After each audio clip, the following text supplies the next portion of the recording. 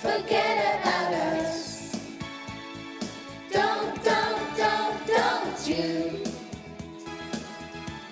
forget about us. Don't you. Hey. So thank you very much for coming. My name's Anna Cole and I'll be chairing this evening. We're absolutely delighted. Over 1,000 people on the call today, or registered for the call today, and over half of those who registered are school leaders. But we also have teachers and other school staff, MPs and parents, and people who care about children and education. So thank you so much for taking the time to join us in what we know is a really stressful and difficult time. And we know this has been a really difficult time for everybody, but particularly for schools who've remained open. All schools have remained open all year throughout this pandemic in the most challenging circumstances. So I just want to say thank you to all of you, from all of us at More Than a Score, as campaigners and as parents, for all you're doing for children.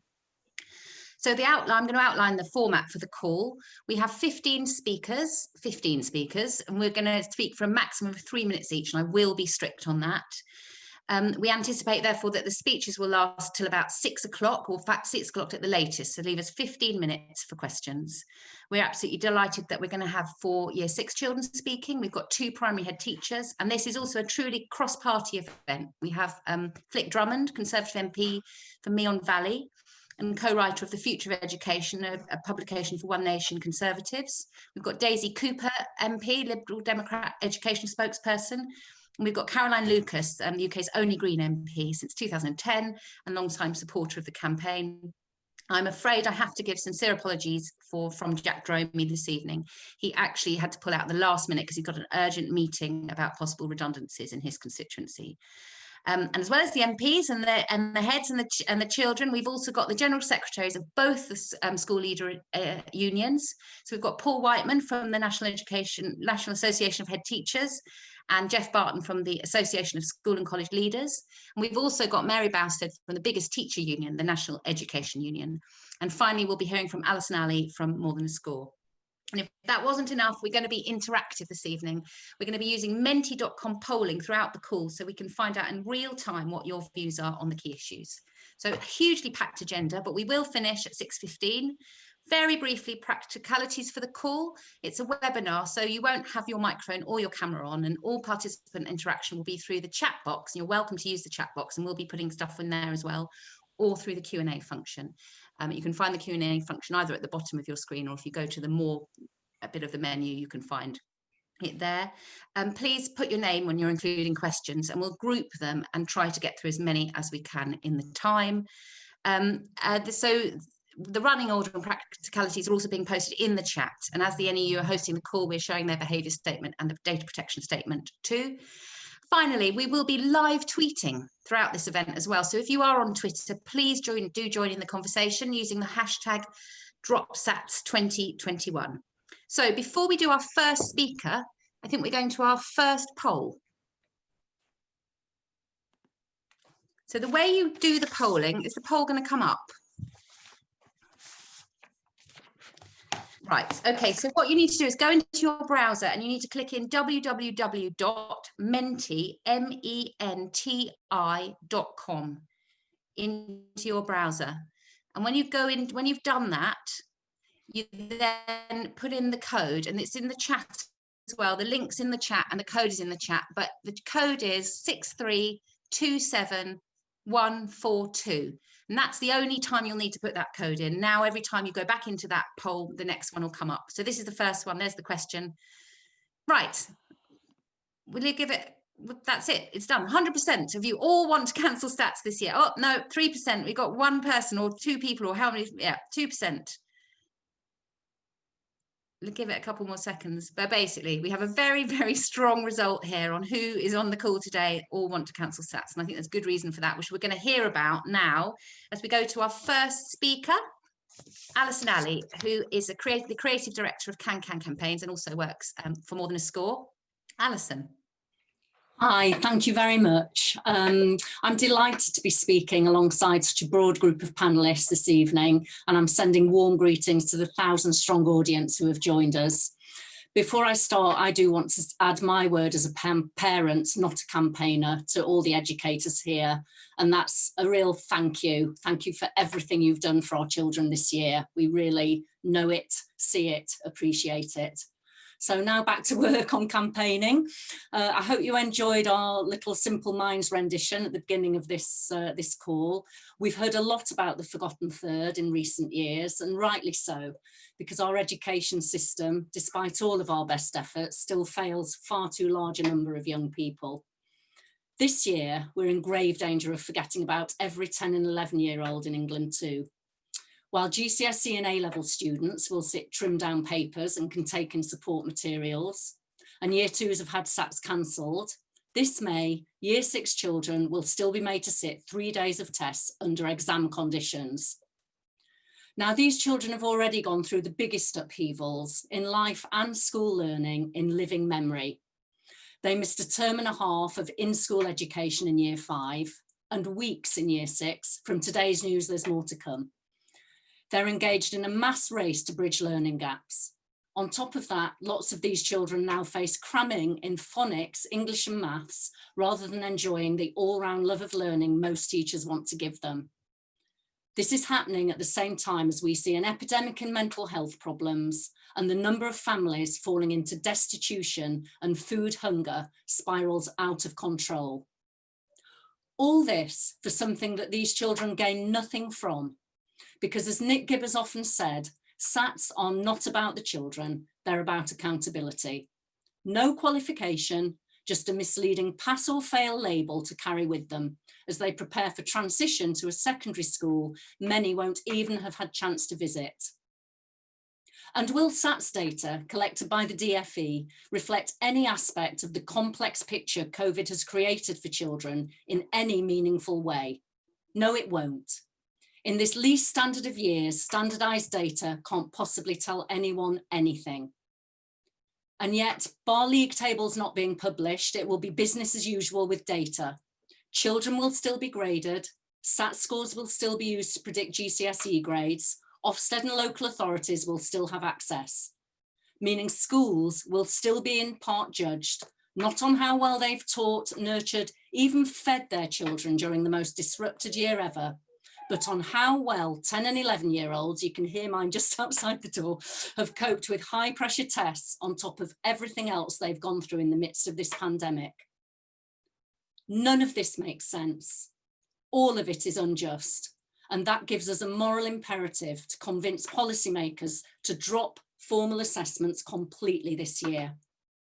And that's why I'd like to thank the MPs, both on the panel and in the audience this evening, for their interest, and to ask everyone else here to step up pressure on Parliament. It's brilliant that more than 100 of us have come together for this online rally. It shows such strength of feeling, but it will ultimately only count if we continue to act together once this event is over.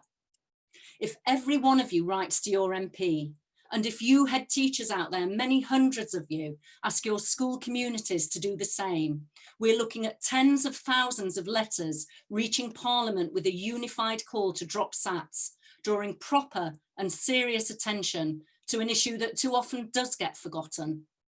Don't let's forget about our 10 and 11-year-olds this year. Thank you. Fantastic. Thank you very much, Alison.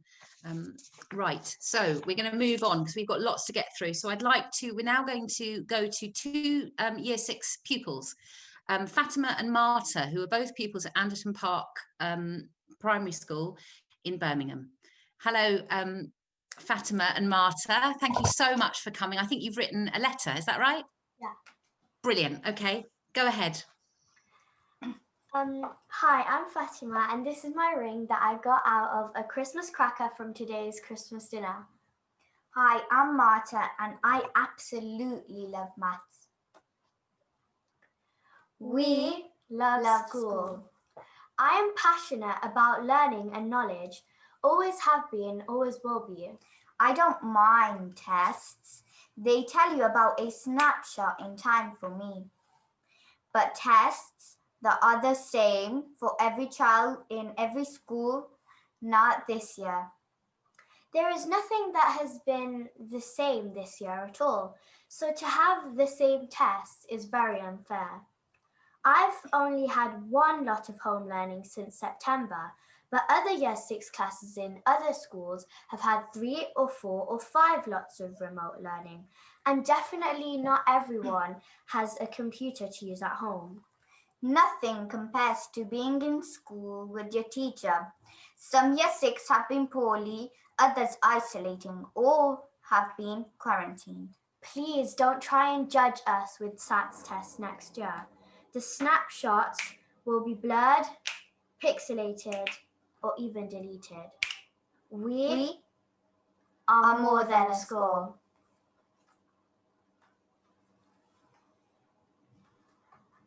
Fantastic. Thank you so much. Thank you very much, Marta and Fatima. That was brilliant. Absolutely brilliant. Right. Okay. We're going to move on. We're going to move on to Flick Drummond MP. She's a Conservative MP for Meon Valley. And she's written a pamphlet called The Future of Education for One Nation Conservatives.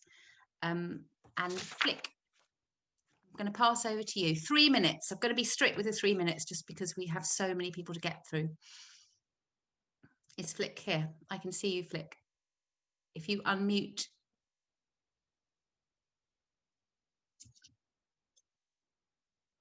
And you're put your camera on. Something should come up to say to put your camera on. We can hear you, but we can't see you.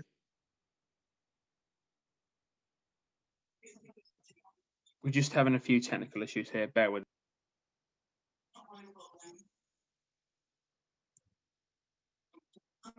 Ah, there you are. Fantastic. We can see Brilliant. you and hear you.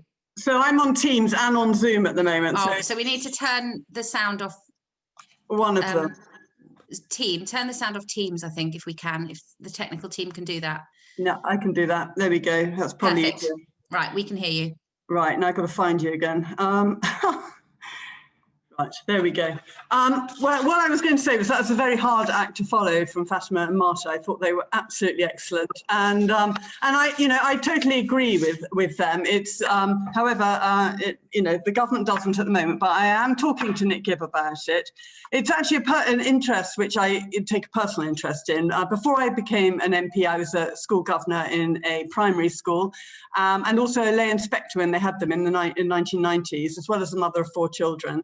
And I've just become a grandmother too. So education is really important, and to get it into the right shape too for our changing world, our children are growing up in is really important for their life chances as individuals and for the future of our country. Throughout the pandemic, I have been keeping in touch with all the teachers and head teachers in the Meon Valley, in my constituency, to understand the challenges that and the pupils face from COVID-19, and all our school staff. And can I just say, I think the teachers have borne the brunt of COVID. They have been absolutely amazing because they've had to work not only to see how every night, not every morning, not knowing what staff are coming in, what pupils are coming in, and to keep that going is totally exhausting. So can I take my hat off to every single teacher, and particularly head teachers that are listening to this. And also, thank you so much for keeping your schools open as well, because as you know, it's incredibly important to have every child in school, particularly those children that may not have access to the internet at home, and may have parents who are working, don't have a computer, etc. So it is really important that we keep our schools open. So thank you very much for doing that. But at the same time, the pandemic has given us an opportunity to look at the mix of attainment measures and reporting that we have in the post-COVID world. I argued in a report recently, which I launched for the One Nation Conservative group, that we should review GCSEs at 16. I mean, I would quite like to abolish GCSEs at 16. But in the report, I also, and to replace them with a proper vocational attainment at 18, maybe a national baccalaureate with a technical, academic, and an apprenticeship type scheme, so everything on the same level, which I think would be much more preferable to being tested at 16 and at 18. But I also agree that we should look at SATs too at 11. And I know that the government is not going to record them, and that one of the biggest issues, I think, is the recording of them and the league tables. But the other thing that concerns me is that the concentration on those SATs in that summer term, it overwhelms everything else, and it sort of stultifies the breadth of education that you should be getting in year 6. So I'm really keen to listen to what others have got to say on this, and I think discussions like the one we're having this evening are really important to understanding what the future of testing should be like, how much of it should we do, and equally when we should not. So I'm here to listen as much to hopefully that you're on the same lines as me. So thank you very much for inviting me. Thank you so much. And consummate politician there, she did it exactly in 3 minutes. So thank you, Flick. Brilliant. Okay, we're going to move straight on. Just want to say there's loads of lovely comments as well for Marta and Fatima, and I will make sure that I get those saved and get them sent to you, Claire, in Anderton Park.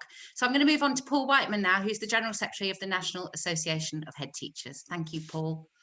Well, good evening, everybody, and I'm delighted to be able to share this platform with everybody this evening. And the ability for me to do so comes out of a conference motion that the NAHT had this year, and they can sometimes be boring to onlookers, conference motions, but I think this one, along with another one that I'm going to describe, was particularly important. And our members were talking about, in that conference motion, the pressure on young people during SAT season. And of course, the pressure that the young people feel during SAT season is born out of the high stakes nature of the statutory testing that goes on. And this year is going to tell us absolutely nothing that we didn't already know, and it's not going to be comparable to previous years either. So the campaign from our point of view is to drop them for this year. But beyond that is to talk about a proper settlement for assessment and accountability going forward too. The second thing that we said was that if school leaders had their choice, they would put the DFE into special measures right now if they inspected the DFE, because they can't see what is playing in front of their faces right now. And a lot of the decisions that are being made will mitigate against really good education decisions for young people, and would try to maintain some sort of system elegance and system comparability that's impossible right now. And it's preventing school leaders working with local communities and working with young people that are so affected by the pandemic. And as I say, making those good decisions to take education forward in the very best way possible. And I think there's far too much stick and not enough carrot right now. And we can see that through what's happening in London schools right now with exercising emergency orders around decisions that local authorities have made.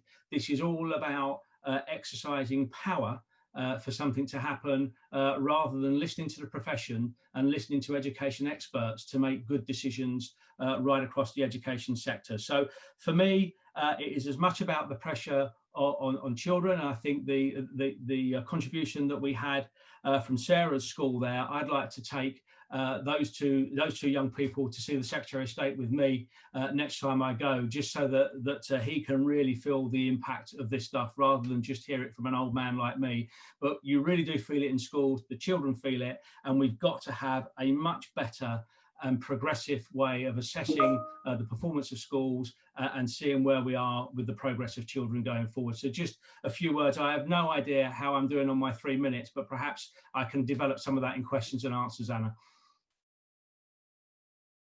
Fantastic. You were actually under time, Paul. So thank you so much. Really, thank you very much. So we'll keep moving on. Thank you to Paul. And now we're going to go to our second poll question. And the code, I did put it, it's been put in the chat a few times, and it's 6327142. So the next question should come up now. If you go to www.menti.com, yeah, www.menti.com. There you go. Just despite your best efforts, are SATs likely to increase anxiety in this school year? In schools this year? We'll give it a few more seconds. It's a pretty clear response again.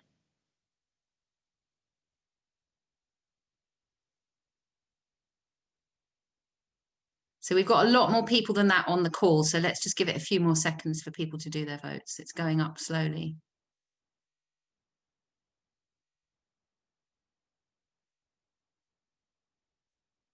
Basically, it's rising up and up.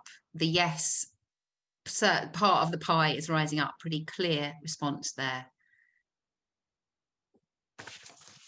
Okay, So now I'm really delighted to welcome Victoria Carr, who is a head teacher at Woodlands Primary School in Cheshire. She's also a TEDx speaker and she's an Army reservist. Victoria, 3 minutes, please. You're muted still. Great. You don't look like you're muted, but I still can't hear you. Can other people hear?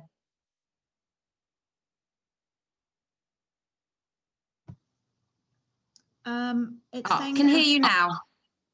Okay. Perfect. Yep. Okay, 3 minutes then, go.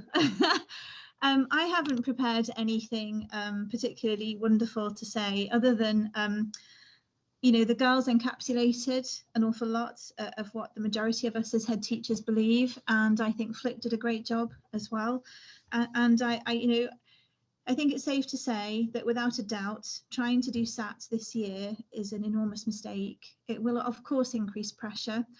Not least upon people like me who are actually trying to keep their schools open at the moment and trying to, you know, keep children in school because we know how important it is. As Flick said, there are lots of reasons why children are much better off in school. And I think it goes without saying that anybody in the education profession knows that and has endeavoured all year to keep children safe and well in school. But I think at a time like this, when really it's the first legitimate time in more than a generation for us to press pause and say, what is good about our education system? What do we need to cast away and get rid of? And what can we do in order to look forward to the future? I think this is a golden opportunity for us to really do that with authenticity and from a really ethical place, working with integrity, all of us together. And I think the problem is a little bit like what Paul said, in that sadly, no matter which party you support, the current government seem to be more interested in power and in accountability than they are in genuinely trying to look for the best solutions moving forward. They're trying to reimpose outdated accountability measures on a system that isn't fit for purpose. I mean, what has been evidenced is that, as Flick rightly says, there are so many children who are living in poverty, real poverty, as well as digital poverty, that although in the best scenario, you know, children could learn from home and could enjoy remote learning properly, that's not always possible. So we're going to be testing children who haven't been in school all year with no good reason, actually, because those tests in any case don't provide anything useful other than a measure, a stick with which to beat schools.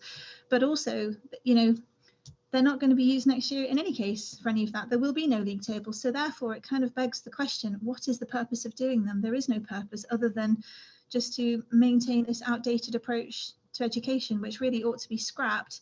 I'm not suggesting schools shouldn't be accountable in any way. I'm a head teacher and I know how important that accountability is. We're spending public money. We're responsible for children and their future and the foundation of their learning. And I think accountability is important, but I think continuing on this path is wrong. And I think now is the time that we can look at this holistically and think about new ways of working, look into the future. Fantastic. Yep, you were out. You were under. Everybody's doing so well with the timing. That was fantastic. Thank you so much. I'm sure that resonated with loads of people as well in the audience. And I'm looking at the chat and I can see that it did. Now we've got another treat for you because we've got 2 more Year 6 pupils now. We've got Kester and Luca, and they're both from Surrey Square School in South East London. Hello, Kester and Luca. Hello. Hello. Are you ready? Yes. Okay, go for it. Hello, my name's Luca. And I'm Kester. And we are going to talk to you about what we love at school that SATS doesn't measure. I love our projects and things that are creative, like our playground project. We got to design, research, and build models of the playground as well as being interviewed by experts. This showed our communication skills, DT/R skills, and that we could work as a team. Why doesn't SATS measure this? I love PE because it's important to stay healthy, fit, and in good shape. It's important to be in a good place to be able to learn. PE helps my mind be mentally prepared. Also, I love being a friendly, fit, fun leader in the playground which gives me the opportunity to stand out in a position of authority and shows that I have the ability to cooperate. Why doesn't SATS measure this? SATS won't demonstrate fully what I'm good at because you could be having a rough day and you might not feel as focused. SATS doesn't measure how much I love reading. I don't need a test to make me a better reader. So, what's made it harder this year? I believe it is not fair because we were off for 6 months and we didn't finish year 5 at school. This means that we have a lot to catch up on and SATS won't help that. We should be focusing on learning things that we have missed rather than passing tests, and mental well-being needs to be a priority. I feel that if I could mold SATs with different rules, the rule I would change is the score. I would say, your score is not representative of you as a whole. Secondary schools also need to know how we speak to others, our personality, how we act towards each other, and our attitude towards work. SATs are not needed to show what learning we missed this year. Our teachers have already assessed us, and this has showed them what we need to learn, and the teachers are already helping us catch up. Tests at the end of the year are just too late.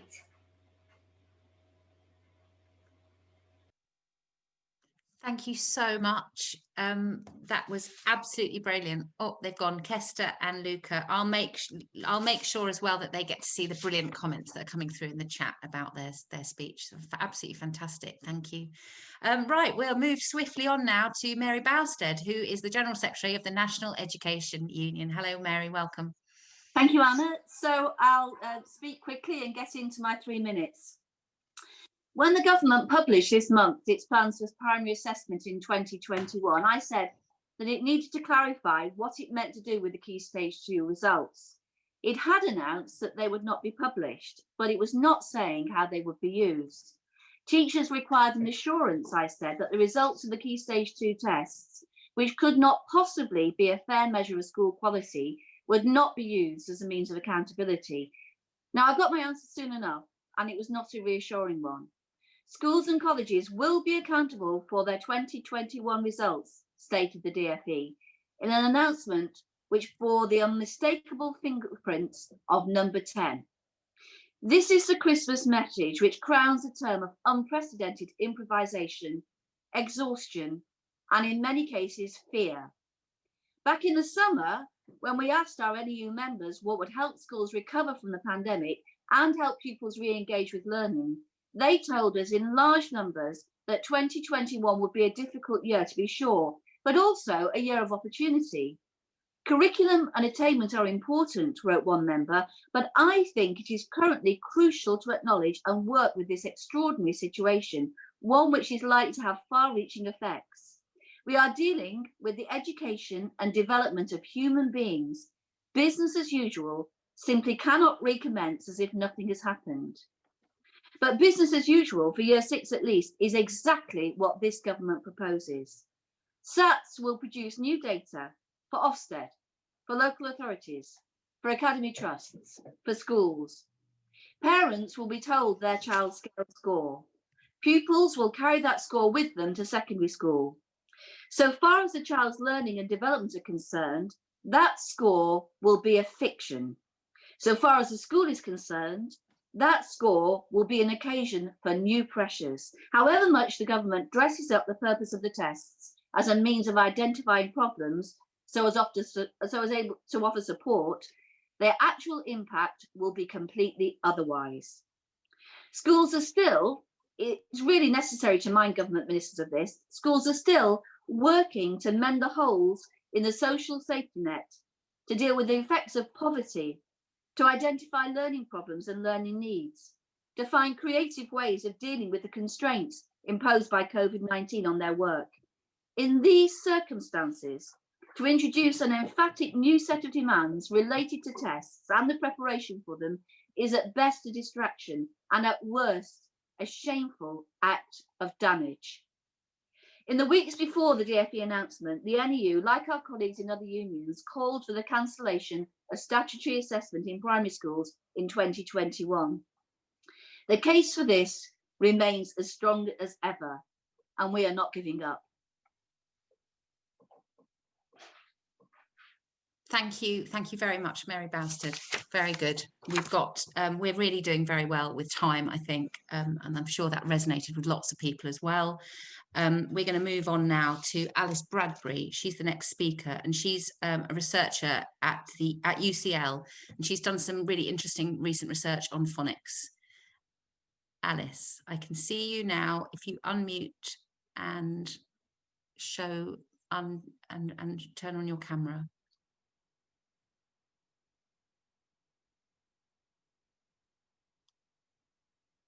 Can anyone? Right, yeah. Hi, Alice. Brilliant. You look like you're muted still. Brilliant. Okay. Hi, you should be able to hear me now. Perfect. Thank you. 3 minutes, please. Thank you. Good evening, everyone. My name's Alice Bradbury. I'm an associate professor at the Institute of Education. I've worked with the NEU and with Mordan School on research over the last few years, and I'm really delighted to speak to you on this panel today about what we know about testing in the pandemic so far from research. So this term I've been conducting research on the use of the phonics screening check, which is an assessment we haven't heard too much about yet this evening, but is still going on. Obviously it's happening in year 2 this year, which is unusual. And I've published some interim findings so that we've got some real-time information about what's happening in schools. So these findings come from interviews with the head teachers, from a survey of over 1,500 year 2 teachers. And I think they can tell us something about the future of testing this year. So first thing to note, which will not surprise you, is that the majority of year 2 teachers think they shouldn't be doing the phonics screening check at the moment. It's not necessary. They already know what children can do, and it's not helpful to them. Secondly, the teachers told us that an additional test adds unwelcome extra pressure. So 43% of the teachers said that it caused additional stress for children. 82% agreed it caused additional stress for teachers. People talked about how it was so difficult to prepare children for tests after they missed months of schooling. One told us year 2 should be a fun year filled with learning and laughter. It should not be a year filled with first phonics tests and then SATs. Some of the head teachers also told us that they were concerned about the impact of the test on children who are struggling, describing it as a very negative experience. They said they don't need the extra pressure. And we do know already that from my 2019 research that SATs cause a huge amount of additional stress for teachers, and over 80% of heads think that SATs have a negative impact on people's well-being, even when we're not in a pandemic. So we know all of this from research already. Thirdly, as already been mentioned, there are real doubts about comparability between schools. So I've been researching primary schools and COVID since May, first in this project and also in a larger scale project at the Institute of Education. We have to remember, I think, that some schools have spent most of 2020 focused on making sure children are safe, that they have enough food. Teachers have been working incredibly hard on settling children back into school and helping them deal with their disruption to their learning. And we should think of it as learning disruption, I think, rather than as learning loss. We do have research. We already have information about testing during this pandemic from teachers and head teachers from this term. And we should use that, I think, to learn from this and build on that information when we think about what's going to happen in the rest of the year. Finally, I think we should remember that we didn't have SATs in 2020 and the world did not fall apart. But when school shut, some children's worlds did fall apart. And I would argue that it is that children's welfare which should be our main concern in 2021. Thank you. Brilliant. Thank you very much. All within time. We're doing really well for time. That's excellent. Thank you very much. Well, we're going to move on then. We're going to move on to Daisy Cooper MP, who's the Liberal Democrat spokesperson for education. Thank you, Daisy. Great. Thank you, Anna. And thank you so much for having me today. I mean, it's been an extraordinary 9 months, hasn't it? And the disruption has been completely unprecedented. I know in my own patch of St Albans, speaking to parents and teachers, how difficult it's been. Parents, I think, have struggled with teaching at home, and I think there's a newfound appreciation for everything that teachers do. And I know that teachers have been busting a gut and are exhausted. So let me just say thank you, because I know that you've been feeding young people, you've been trying to continue learning, teaching them, you've been making schools COVID secure. It's just been non-stop and doing track and trace in every spare hour in the evening at weekends. So thank you so much for everything you've been doing. The Liberal Democrats entirely support these calls. It's been our party policy for a long time to permanently scrap mandatory SATs tests at both Key Stage 1 and Key Stage 2. and to replace them with a formal moderated teacher assessment at the end of each phase, with some lighter touch testing throughout. I think that there is an important issue here about trust. I think a lot of teachers have been saying to me locally and nationally that they don't feel as though the government has been trusting teachers. And I've always taken the approach that if you trust teachers to teach children, then you should trust them to test them. And I think that's a really, really important point. I think we have to recognise that there are some genuine questions that we all have, which are our pupils happy? Is their well-being okay? How far behind are students generally compared to previous cohorts? How best do we tackle the disadvantage gap? Those are genuine questions, and we may well need data to answer those, but none of that data is going to come from SATs. We know that teachers are already doing their own assessments to inform the answer to those questions. The last point I will make is that we know that parents want teachers to spend more time teaching and less time testing pupils, and that's so important this year of all years. But more broadly, there is this movement called Build Back Better. People who have looked at the downsides of COVID and found the silver linings, and people who are saying we want things to be different when we come out of the pandemic, whether that's, you know, walking and cycling, whether it's shopping local, whether it's having a greater sense of community feeling, all these things. There is an appetite for change, and I think we need to make sure collectively that that appetite for change and exploring how things can be different in future extends to our education system and the way currently that tests and exams work. So I'll leave it at that, but Liberal Democrats are on your side on this issue for sure.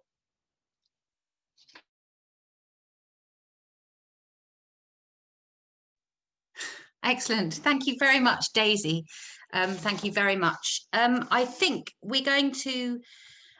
I'm going to bring Caroline Lucas up because Caroline's here on the call and she has to go to another meeting afterwards. So Caroline, if you're ready to speak now, or we could do the poll. Let's do the poll first and then we'll have Caroline Lucas afterwards. So this is the third poll question. The code to get in is 6327142.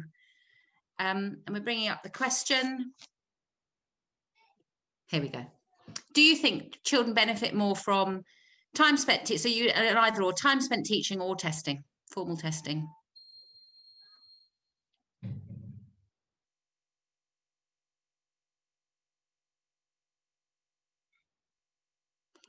It's a bit of a no-brainer, this one, isn't it, as well? I mean, we're just not getting anybody who's putting in formal testing. Yeah, pretty concisive there on that question. I'm going to move now. It's going to move Caroline Lucas slightly up the running because she has to go to another meeting. Are you there, Caroline? I am. Brilliant. Thank you. I'm going to give you 3 minutes then, starting when you're ready. Thank you so much, Anna, and thank you to everyone involved. More Than a Score is just such an inspiration, and I want to say thank you to all of the teachers, all of the people that are involved with it.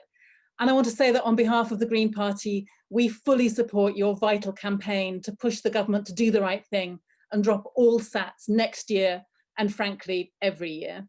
This is a matter of increasing urgency for children and schools. During this pandemic, there has been a repeated pattern of education ministers delivering late and poorly thought through announcements, which have been made with no noticeable reference to any expert professional voices. And sadly, the question of SATs for Year 6 children is little different. Dropping SPAG, the spelling and grammar, on its own simply isn't enough. Now, we know this year has been so difficult for millions of people, but particularly so for children and young people. I think it's critical that ministers realise that it's been much more difficult for some than for others, and that makes a huge difference to how we fairly assess and support all our children. You know, some children have laptops, internet access, warm homes, available parents, circumstances that allow them to concentrate and engage outside of the classroom. And some children just don't. Some have had to isolate and miss additional weeks of learning, and some children haven't. Now, there wasn't a level playing field even before COVID-19, but the pandemic has made matters even worse. Because of this, as I understand it, head teachers from secondary schools don't even want Year 6 SATs data from 2021 because they know it will be unfair, inaccurate, and therefore useless for understanding and getting to know their Year 7 pupils next September. So this isn't complicated. Quite simply, no primary age child should be sitting standardized tests this academic year.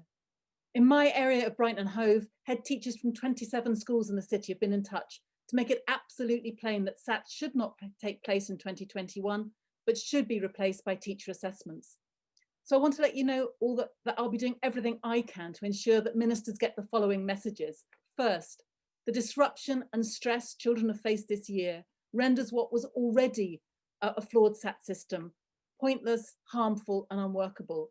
That SATs won't provide a useful assessment of gaps in learning due to COVID. What SATs will do is to put pupils and teachers under even more stress at a time when that is the last thing they need to recover lost learning from 2020.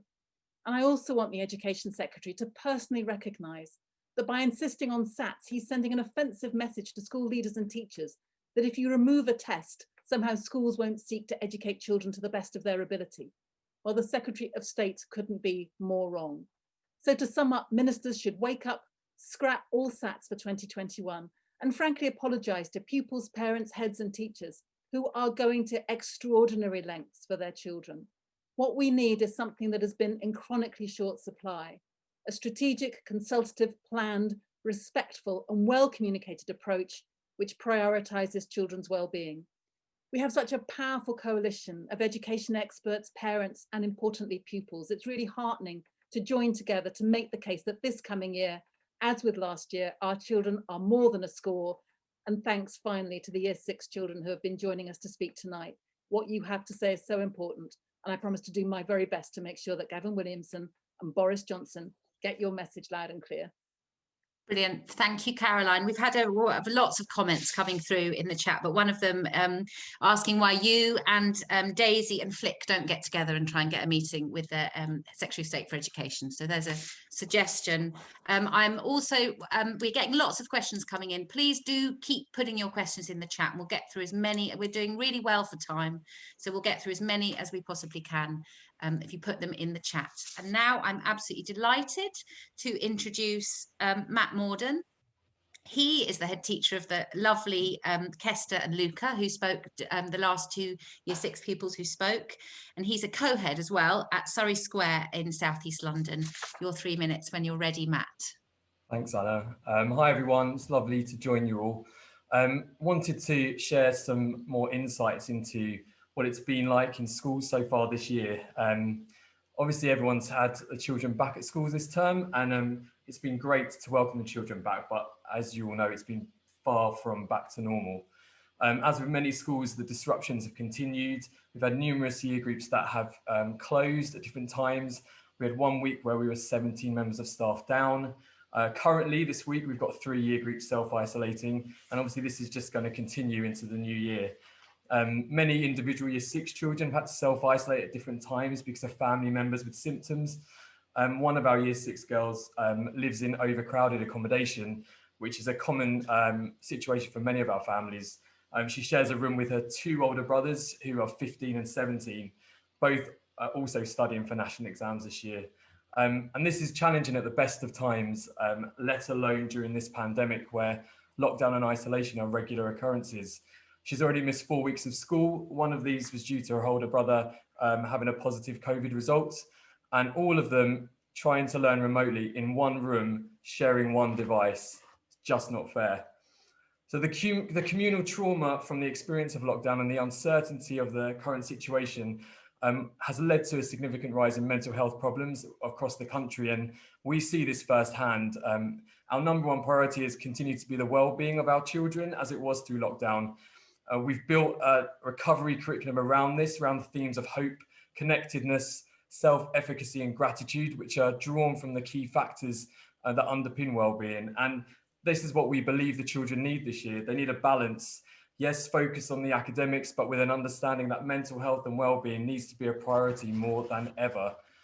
Another one of our Year 6 pupils, his attendance is 49% at the moment. This is because he's got significant mental health challenges and he's so scared of getting COVID that he refused to come into the school building, and is now carefully having a phased plan return to help him back in the building where he can be in a good state and ready to learn. And we know there's similar stories throughout the country like this, and How is that fair to make these children sit exam style tests at the end of this year when there's been such a vast difference in the amount of time they've been in school, as well as those additional mental health challenges that the year has presented? We work with Impact Ed, and we measure the wellbeing and anxiety of our children. And in our Year 6 cohort alone, 51% have a higher than average score of anxiety. This is what we need to focus on, not continuing with the pressure of the SATs, which will no doubt increase that score. So at Surrey Square, we believe that it is the way that the SATs are done that is not right. Even before COVID, we were fighting for a change to the system, wanting a broader and fairer assessment mechanism. This year, more than ever, we know that it is wrong for our children to sit these SATs. The additional pressure on top of what has already been a stressful year will be damaging to our children's mental health with little, if any, benefit to the children themselves. Excellent. Thank you very much, Matt. Thank you. I'm sure that will resonate with a lot of people as well. We've got another treat now for you because we've got our last Year 6 pupil. We've got Emma, who's a Year 6 pupil at Cooper Perry Primary School. And I think Emma's written a letter. Can I see Emma? I don't know what if she's coming under. Barb under that. Yeah. Hello, Emma. Thank you so much. Welcome. When you're ready. I'm Emma Carson and I'm a Year 6 pupil at Cooper Perry Primary School. I love school, I love maths, I love writing, and I love reading. But I also love music, art and PE. In May, we are due to take our SATs, which will measure our ability to write, read and solve maths problems. Whilst I believe that SATs tests are never required, as they don't show singing talents, sporting abilities or artistic flares, this year more than ever I feel they are detrimental to learning and well-being. This year, I feel without a doubt that SATs should be cancelled because, as we all know, this year has been an extraordinary year that has affected us all in so many ways. Firstly, Year 6 children across the country, just like me, have missed out on so very much and will therefore be unprepared for our SATs.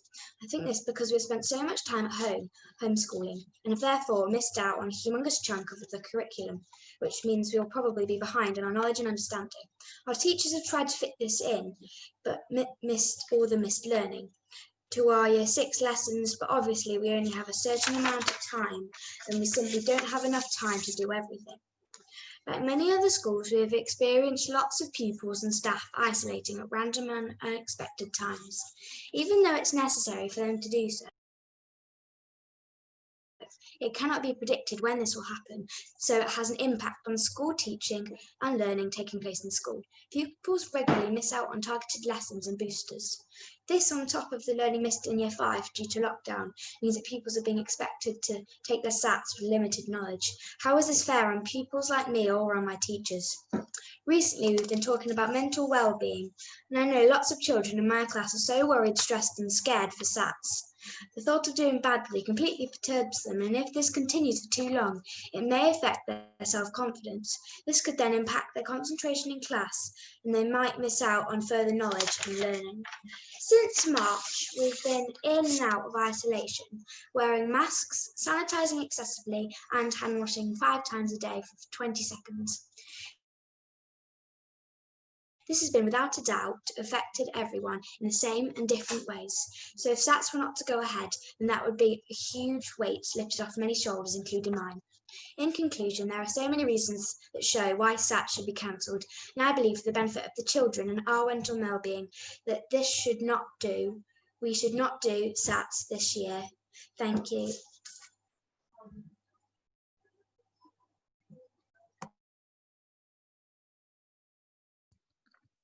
Fantastic, Emma, thank you.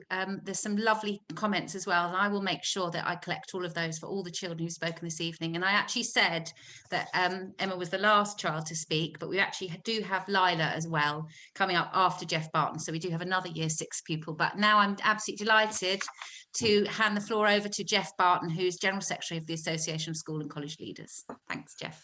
Thank you, Anna, and thank you, Emma, because I'm now going to change everything I'm saying, because I think Emma's just said everything that I was going to say. So we are the Association of School and College Leaders, and we feel, and our council very strongly feels, that it would be completely inappropriate to run Key Stage 2 tests in the summer. Emma's said it. It's not good for schools, it's not good for parents, it's not good for children.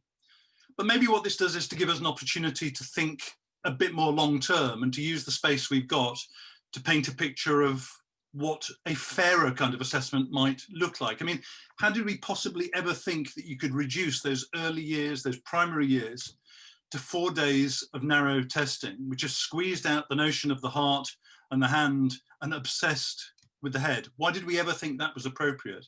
Many of us probably didn't. Why did we ever think it could ever be appropriate to send a letter home then, telling the parents of a child that they haven't met the national standards? What on earth do we think we're doing to be labelling a child like that? So it seems to me there's an opportunity to do 3 things here. One is to say one of the great strengths of the British primary education system has been its breadth, its balance, its opportunities to show that you are not just a score. Why can we not now have an assessment system which does more than that kind of thing and gives the dignity to a young person of the range of different skills and qualities they've got at that age as a stepping stone into the next phase of their education? We should be doing that. Secondly, as we've already heard, we've got this obsessive, ugly word, accountability. And if you're a school leader, you didn't come into school leadership for accountability. You recognize it's part of the job. You came in for responsibility, a responsibility to help the next generation. And that's why it seems to me that one of the things we can do is to say, instead of data being done to us, data could be done by us. What are the things that we want to know about our children in year 6, the culmination of what they've done in their early years in primary, that we then use to try and improve transition? And there's some really interesting work going on there. This might be the year to shine a spotlight on it. And my final point would be something that Ali and Flick earlier on mentioned. What does it feel like, do you think, to be a year 11 student who goes into school on results days, when we have normal results days, after 12 years of being taught by your early years, your primary, your secondary teacher, and you get a grade 3? What does that feel like? Because a grade 4, of course, is a standard pass. A grade 3 is what, therefore? And when I asked the schools minister, he said, presumably, we have to call it a good fail. Well, what we know is that those GCSE grades are pegged to Key Stage 2 results at the moment. We have this mechanistic system. Let's make this the opportunity when we start to say young people will be more than a score.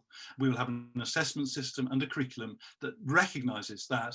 And this is the window of opportunity, I think, with parents looking on to say we can do better than this. Brilliant. Thank you very much, Jeff Barton from ASCL. So now we're doing really well for time. We're going to have some good time for questions. Please keep, I've got quite a lot of questions coming through. Please keep putting your questions into the chat, the Q&A, not the chat, the Q&A function. So now I'm really delighted to introduce Lila, who is a pupil at Surrey Square School in South East London. So that was Matt's school, who we just heard to. Lila, the floor is yours now. Thank you. Hi, my name's Lola. I worry that if I don't pass one of the tests by as little as just 2 marks, I'll feel sad that other people would think I am done. I worry when I think of all the pressure to do well in SATs, even if the school and my parents don't pressure me. I pressure myself. I worry that in year 6 we are already anxious about secondary school, and then there are SATs on top of this. I worry that I won't pass the SATs. I worry that my future secondary school won't get to see the best of my work from this year if they only look at my SAT results. I worry about the pressure of time in a test and the pressure of doing well. I worry about starting secondary school in lower groups because of my results. I worry that SATs doesn't measure how great I am at DT. After all, I do want to be an architect. I worry that SATs doesn't measure my core values, like being a kind friend and being respectful to others. I worry that I could do really well all year, but if I have a bad day during SATs, then it's not fair. I worry that SATs doesn't measure who I am. And this year, there is even more to worry about. This year, I worry more because we missed 4 months of learning at the end of year 5. This year, I worry about missing more learning in 2021 if we were locked down again. This year, I worry that I won't be ready for SATs. This year, I worry that I might not see my grandparents. This year, I worry that I won't finish primary school celebrating together. This year, I worry about everyone being okay. This year, I worry if we will ever go back to normal. This year, I have enough to worry about without SATs.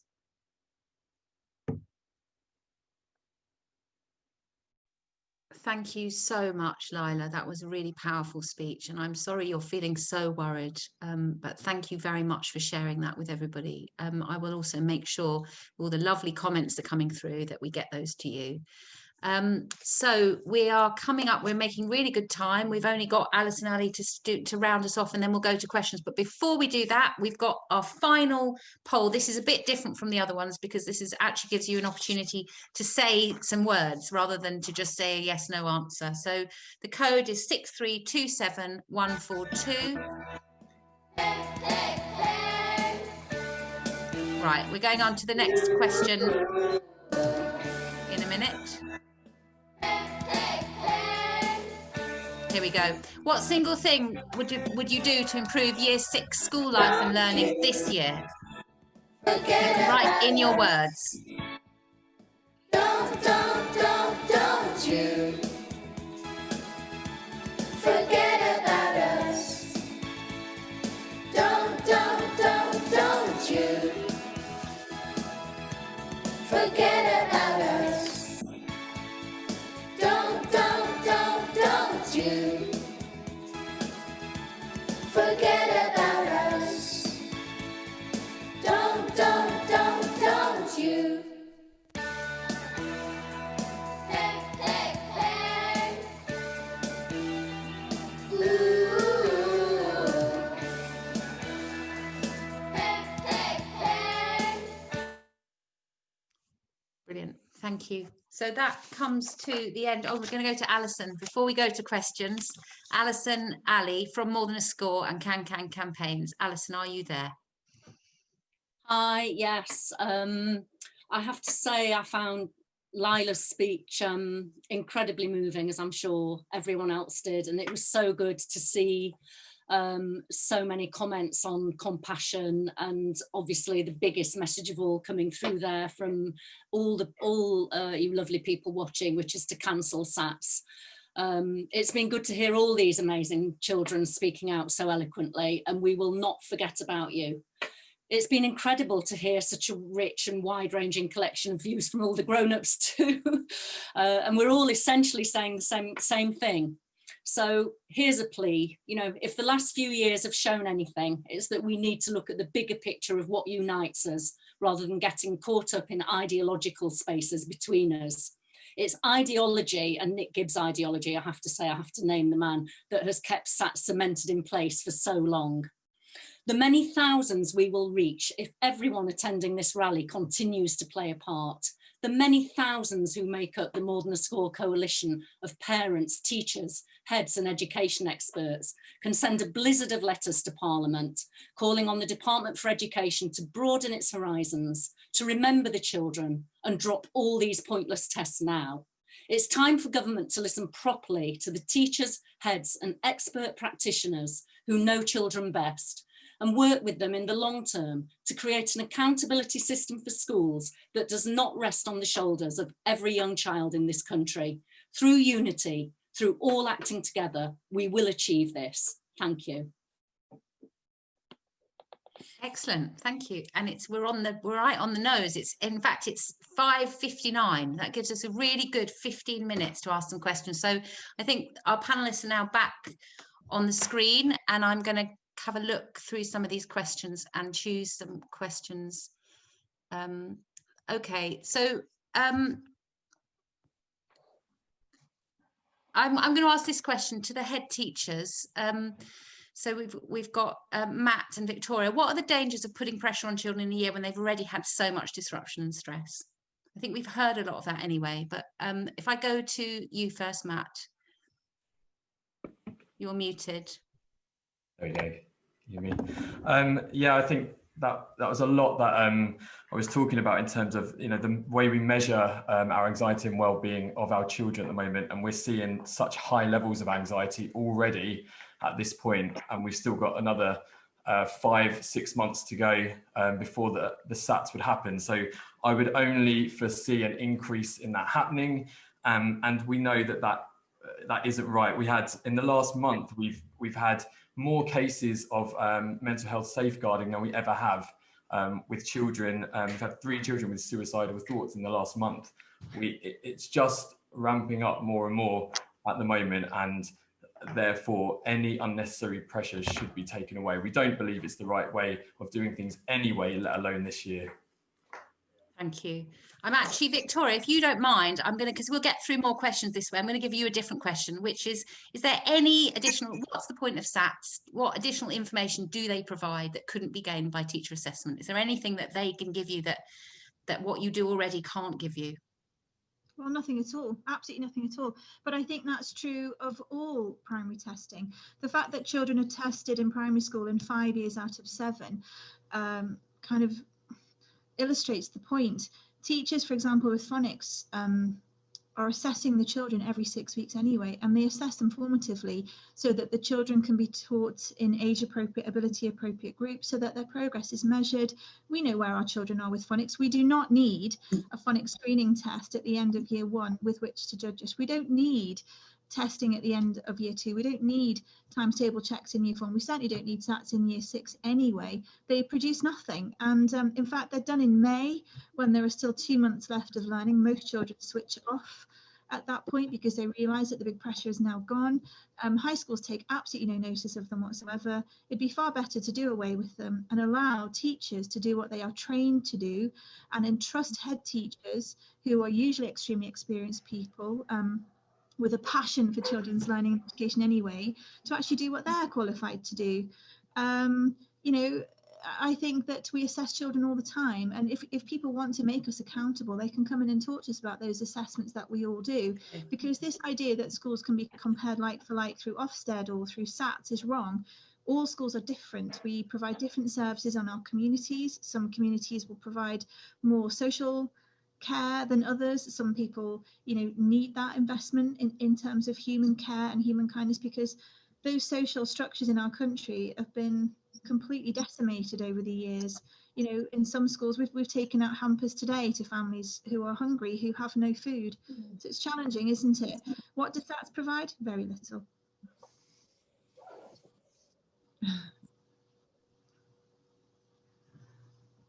Unmute myself. Thank you very much, Victoria. Okay, I'm going to ask 2 questions now, and I'm going to put them to the 3 general secretaries that we've got here. It's absolutely brilliant to have all 3 of you here. So I'm going to ask you 2 questions that have come in. One has come in from Carol Hyatt. It's: the current examination system is not fit for purpose. The curriculum serves the test, and it should be the other way round.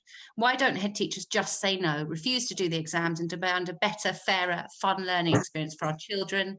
That's the first question. And the second one, to all 3 union leaders again, is: will you commit to supporting the Mordan Write Your MP campaign with your membership? So let's go to you first, Jeff. On the first one, just with exams, just forgive me, we are an echo chamber in here. That's the risk of all of this. And it seems to me that what we've learned from looking at what's happened in Scotland and Wales and Northern Ireland and England is that what you would ultimately want is a range of different forms of assessment that show, yes, I can do some things objectively in an exam hall, but I shouldn't be defined entirely by that. We have to, I think, come up with something which is going to reassure parents and other people who perhaps aren't part of the echo chamber that exams have a place. What we don't need is a GCSE system or a Key Stage 2 system like we've got now. But nevertheless, I think we should tread carefully, because otherwise it looks like we're talking to ourselves. And the second point about writing to MPs, etc., is a no-brainer. It's a very easy thing for us to be able to support. Excellent, thank you. Yeah, another question exactly the same as the first one is: what would be the impact on head teachers if they took a moral stance and chose not to administer the SATs? So that's the same question. I'm going to go now to you, Paul Whiteman, please, NEHT. So I think on the day where we've seen the Secretary of State and the schools minister use emergency powers to threaten to take local authorities and school leaders to court to have its way, that really brings into stark focus the individual risk that school leaders will take if they do that. And therefore, we'd have to make sure that if that happened, it was a coordinated and well-observed action by everybody at the same time. And I think to get support for that, you need to also persuade the majority of parents, not just those that are active in these campaigns, that the examination systems and scores are necessary. So there will be a much wider campaign that we'd need to win before you talked about taking such action. So although we have a building coalition of the willing, I think that coalition of the willing has to persuade many more heads and many more voices, heads in terms of people's brains rather than head teachers, many more voices before that would have the impact that we desire. So if you're going to do that type of thing as a professional trade union official, if you're going to take an action, you make sure that it's effective rather than tokenistic. So that's going to take a lot more building to bring through. And on the second point, about will you work with your members to lobby their MPs? Will you commit to that? I've forgotten that, and it's a much shorter answer, which is yes. Excellent, thank you very much. And I'll go over to Mary now. Mary Bowstead from the NEU. Thanks, Anna. So 2 years ago, the NEU did an indicative ballot of its primary members to boycott the SATs, and we didn't get near the thresholds that we would need to take an official ballot. And there were two issues which really came back. We were asked serious questions. The first was from year 6 teachers: if I do this, if I boycott, then I'm on my own. I'm on my own. I'm going to get huge pressure from my head. I'm going to get, and I feel very exposed. So if we're going to do it, as Paul says, it has to be something that we build towards. But I think that the absurdity of thinking that SATs this year will be a measure of anything, either a measure of what pupils can do, or a measure of for schools for accountability. And let's be clear, they will still be used as an accountability measure. The government's made that quite clear.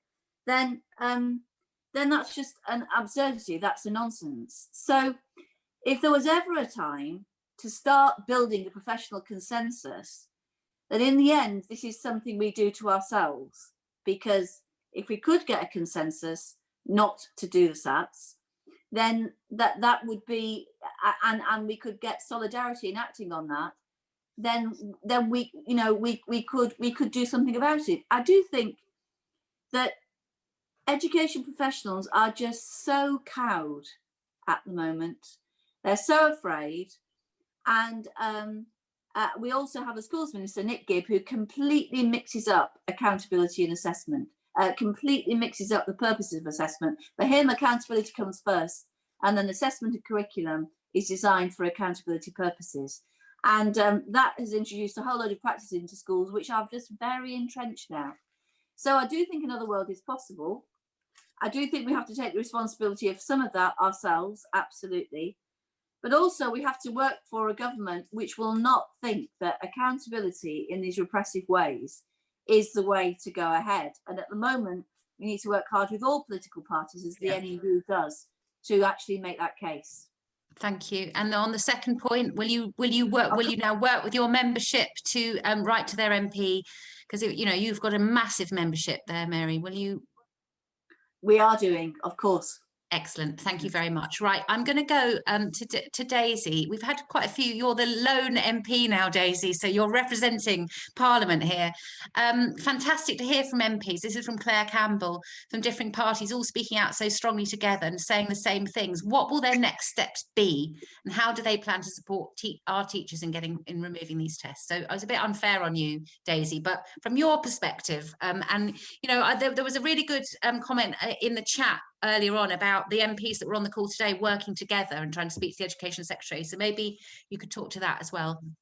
Sure. Well, there's lots of different things that we can do in Parliament. I think that the thing to point out is there's never one single silver bullet, but it's normally a sort of a war of attrition. You do as many things as possible to get the government's attention. I'm sure many of the union representatives here today will know that. The first thing I can say that I have already done is back in September, I tabled an early day motion, which is a bit like a parliamentary petition calling for SATs to be cancelled. And I will certainly be encouraging other MPs to sign up to that. often MPs do cross-party letters or letters from their own parties, and there's nothing to stop us from doing that either. So I was very pleased to see that Flick Drummond joined the call today, because I wasn't aware until yesterday that she was supportive of this particular call, and it's always very helpful to have members of the ruling party to make the case behind the scenes as well as formally. Another thing that we can endeavour to try and do perhaps is to try and get a backbench debate. So it's very difficult to secure time in the main chamber in Parliament, because that's obviously time that the government has most of the time, and the government decides what it wants to use those debates for. But there are opportunities in the sort of corridors of Westminster for backbench MPs to hold debates on issues like this. I do think that there is an argument to have a debate on exams more generally. I know that this event specifically is about SATs, but I will just say as a very sort of small addition that I am deeply concerned about the approach to exams, GCSEs and A-levels next year, and the idea that an expert group that hasn't been announced, hasn't got a remit or terms of reference, will be working out how on earth that group is going to work out a formula for coming up with a grading system that will be fair to children who have had such enormously different experiences. For me, it just smacks of a recipe for disaster. So I think there will be plenty of scope to raise the question of exams and assessments more broadly in the coming months. Thank you. That's really good. We've got 3 minutes left. So I think I'm going to go to Alison quickly on the parent question, and then the 3 general secretaries, if you want to just do just 10 no, I don't know if we've got time. Let's 10, I don't think we have actually. Let's go to you, Alison. I don't think I can give you a summing up. We've heard it all. I think that we've heard the issues really clearly. So I'm going to go to you, Alison, for the last question on how do we get parents and carers more involved, better understanding the system, why SATs aren't as important as many families believe to support us. Ironically, in schools, in deprived areas, they struggle to get parental support. So it's a big question really about parents and how we can work with parents. And we hear this all the time about parents, don't we, more than a school? Yes, we do. And I think the absolutely key thing for every teacher and head teacher to understand here is you have a vital role to play in making sure that parents understand the issues and know where you stand. Basically, parent, you've never had more trust from the general public. You've never been more well regarded. You've done an incredible job over the past year, and you've saved our skins, you know, all as parents madly trying to and failing to homeschool for months on end. So, you know, you're in a very, very strong position to actually state what you truly believe to your parents and ask them to join in. Now, I've seen there been a lot of comments around the right to MP, and it doesn't work to write to MPs. It does work if enough people say enough is enough, we won't have this, you're not putting our children through these tests this year, we completely disagree with it, then it's a numbers game, basically. If enough of us stand up and say that, the message will get through. So it really needs to be a massive, massive effort. We obviously leave it up to union members and unions to decide around the balloting and the action. And, you know, clearly there is something to be looked at there for unions. But from our point of view, in the meantime, this is a very definite action that you can take now that will make a difference. It will show all Flick Drummond's colleagues that, yes, head teachers and parents throughout the country really do care, and it's up to Conservative MPs to get behind Flick and her colleagues to push this through with Nick Gibb. It's up to all those people in Labour constituencies to say, Labour, you really need to step up to the plate and actually take a very strong position on this. You took a strong position in the past, we want you to take a strong position now. So, you know, don't feel that writing to your MP is a totally powerless tool. It's a very strong tool if we all do it. So let's work together and let's win this. Thank you. Thank you so much, Alison. Thank you so much to everybody who came. That was an amazingly packed agenda, and we managed. I want to say special thanks to Sam and Rachel, who did the BSL interpreting for us absolutely brilliantly all the way through. And thank you to everybody for coming. There's a Write to Your MP template, which has been up in the chat all evening. It's really easy to click on that and then adapt the letter to write to your MP. And I'm just thank you for coming. I hope you have a nice rest of your evening. Thank you.